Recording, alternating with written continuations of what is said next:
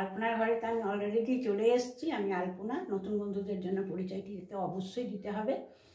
তো আজকে হচ্ছে কিন্তু পৌষ সংক্রান্তি, তার জন্যে সবাইকে জানাই হ্যাপি মকর সংক্রান্তি।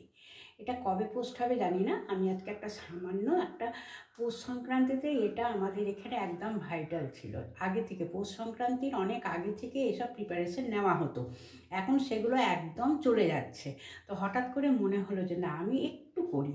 তো আমি আগে থেকে আর করিনি, আমি সংক্রান্তির দিনই নিয়ে আসছি। তাহলে সরাসরি আসা যাক, আমি আজকে কী বানাতে চলেছি পৌষ সংক্রান্তির জন্য। এই যে বন্ধুরা, এখানে আমি এক বাটি মুড়ি নিয়েছি। আগে তো সেই বড় বড় ধামা করে হতো, মুড়ি মুড়কি নানান রকম নাড়ু হতো। তো যাই হোক, আমি এখানে গুড় নিয়েছি, আখের গুড়, আর এই নিয়েছি মুড়ি। তো আমার একটু নাড়ু করার ইচ্ছে আছে। তো শাশুড়ি ঠাকুমা মা আগেকার দিনে নানান রকম নাড়ু তৈরি হতো, তারপরে পিঠে তো নানান রকম হতোই। হ্যাঁ, তো এগুলো আমাদের যদিও বা আগের দিন তো আগেই তৈরি করে রাখা হতো। সে আমি আজকে হঠাৎ করে মনে হলো যে দেখি তো একটুখানি মুড়ির নাড়ু করি। তো তার জন্যে তো করবো, তো বন্ধুদের শেয়ার করবো না, তার জন্যেই আমি এই মুড়ির নাড়ুর রেসিপিটি নিয়ে এলাম।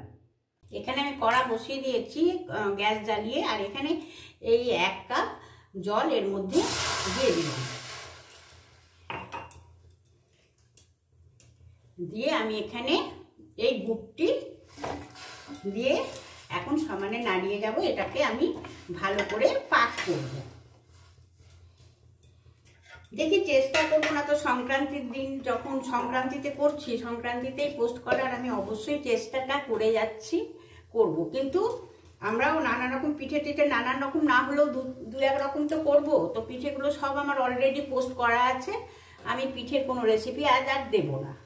এই যে বন্ধুরা, একদম সুন্দর হয়ে গেছে। এটাকে আমি আরেকটু ভালো করে দেখার জন্য এই প্লেটে একটু জল নিয়ে নিলাম, নিয়ে আমি একটু গুড় এর মধ্যে দিয়ে দিলাম। দেখে নেব কেমন চিট হচ্ছে।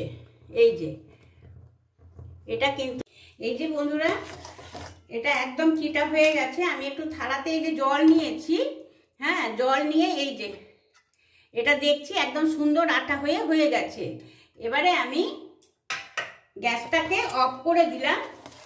এবার আমি নাড়ুটা মুড়িটা দিয়ে এটাতে বানিয়ে নেব। এই থালাতে নাড়ুটা করে রাখবো বলে এতে আমি একটু তেল ভালো করে বুলিয়ে নিলাম। আর গুড়টা একটু ঠান্ডা করবো, একদম গরমে দিলে কি হয়, মিয়ে যায়।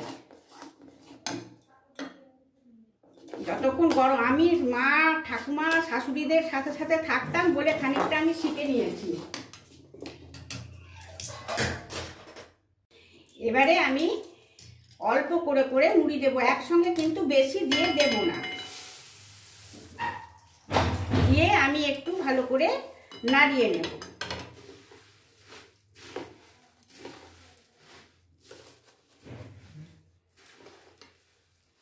পুরো নাড়ুটাতে মুড়িটাতে গুড় ভালো করে মাখিয়ে নেব।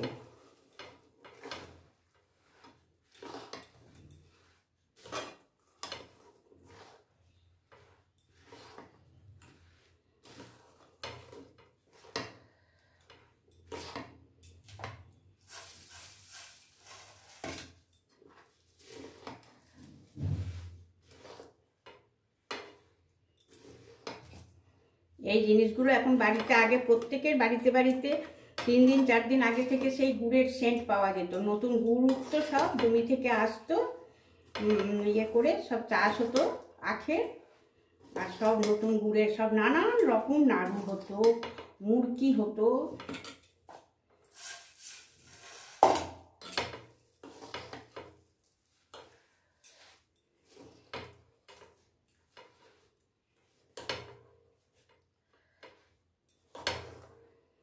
একসাথে দিলে হয় কি যে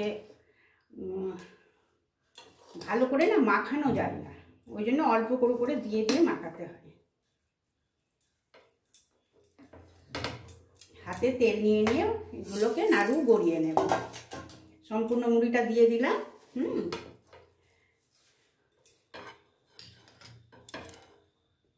এই যে বন্ধুরা, আমার সমস্ত নাড়ু বানানো হয়ে গেছে। নাড়ু বানানোটা আর কি দেখাবো, তার জন্য দেখাইনি। আর এই যে আমার কড়াটা, এই যে গুড় গুড় হয়ে আছে, এটাতে আমি জল ফুটিয়ে চালগুড়িটা মেখে নেব, পিঠের চালগুড়ি। ওগুলো আর দেখাবো না। আর এই যে কেমন লাগলো অবশ্যই আমাকে কমেন্ট করে জানাবে, কমেন্টের আশায় রইলাম। এই যে মুড়ির নাড়ু বাজার থেকে না কিনে নিয়ে এসে আমি বাড়িতে বানিয়ে নিলাম। আমাদের অবশ্য সব কেনাই হয়, তো এবারে মনে হলো যে না বানাই, এই যে বানিয়ে নিলাম। তাহলে কেমন লাগলো বন্ধুরা প্লিজ আমাকে কমেন্ট করে জানিয়ে দেবে।